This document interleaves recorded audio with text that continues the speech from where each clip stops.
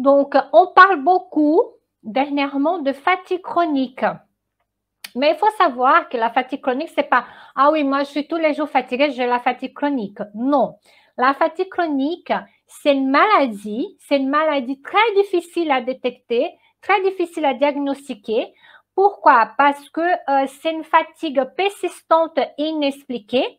Et c'est quelque chose qui c'est de douleurs au niveau musculaire et articulaire. Voilà, c'est vraiment la personne elle est très fatiguée, elle a très mal, elle a des douleurs. Ça se paraît un peu avec la fibromyalgie, mais c'est pas du tout ça. Et donc, la fatigue chronique, ça s'appelle un encéphalomyélite myalgique. Ça veut dire que c'est vraiment une inflammation au niveau des articulations, au niveau des nerfs, au niveau des muscles. D'accord? Et donc, il y a des facteurs qui sont déclenchants de cette maladie. C'est plus souvent suite à une infection virale, à une infection bactérienne. Donc, on a beaucoup de cas de post-Covid où les gens, voilà, ils ont après, le post-Covid développe une fatigue chronique et aussi après une immunisation, pas, je ne dis pas de ces vaccins-là, mais ça peut arriver, c'est dans la littérature médicale, et aussi une anesthésie, un traumatisme, l'exposition de polluants. Il y a plusieurs facteurs qui peuvent, par exemple, la personne, elle n'a pas du tout la fatigue chronique, elle est exposée à ces facteurs-là, et elle peut, voilà, ces facteurs, ils peuvent être déclencheurs, voilà, de cette encéphalomyélite myalgique, ça veut dire la fatigue chronique. Donc, tu peux passer. Et donc, c'est très difficile à diagnostiquer.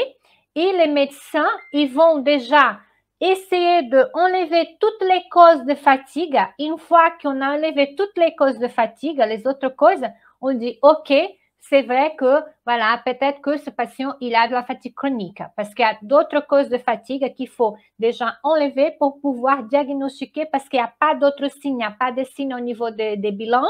Des examens, de rien du tout. C'est vraiment les symptômes qui, voilà, qui sont très persistants et qui passent jamais et que vont amener les médecins à diagnostiquer la fatigue chronique. Donc, on a aussi d'autres causes de fatigue. Ça veut dire qu'on peut être fatigué parce qu'on a fait un effort physique, un effort intellectuel, mais quand c'est une fatigue qui persiste, on va avoir aussi peut-être une anémie qui peut causer de fatigue. Des carences de vitamines, par exemple, du groupe B, B12, ça donne beaucoup de fatigue. La vitamine, qu'on on a aussi un manque de vitamine D aussi. On a la fibromyalgie qui c'est quelque chose qui est maintenant, on voit de plus en plus, et comme ce sont des douleurs musculaires, ça fatigue aussi le corps et la personne est vraiment très fatiguée, de douleurs partout. On a l'hypotension qui peut causer voilà, une fatigue, de oh là, je ne me sens pas bien, j'ai la tension qui est basse. On a la mononucléose infectieuse chronique aussi, voilà, c'est une infection qu'on a dans notre corps et quand on a des poussées de mononucléose, on se sent aussi fatigué. On a la hypothyroïdie, ça veut dire que notre thyroïde, elle fonctionne voilà, en bas, voilà, elle ne fonctionne pas et elle fonctionne comme si c'était en marche lente, vraiment. Et donc, tout notre métabolisme est au ralenti aussi. Donc, c'est pour cela que les personnes qui sont en hypothyroïdie, elles se sont vraiment fatiguées, léthargiques, apathiques, parce que c'est la thyroïde qui ne fonctionne pas très bien. On va avoir aussi le syndrome de l'intestin irritable. Ça veut dire que la personne, elle a des diarrhées voilà, plusieurs fois par jour. Et le syndrome d'intestin irritable, c'est lié aussi aux intolérances alimentaires. Et ça veut dire que la personne, elle va être fatiguée. Pourquoi? Déjà, parce qu'elle va beaucoup aux toilettes et donc elle perd de l'eau, elle perd des électrolytes, elle perd des nutriments.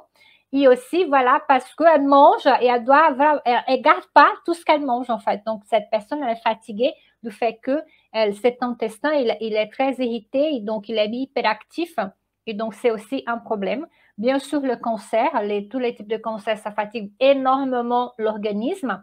Et on va aussi parler de nombreuses maladies inflammatoires, par exemple le rhumatisme, plusieurs qu'on a, on a tellement, et aussi les maladies auto-immunes qui fatiguent énormément le corps.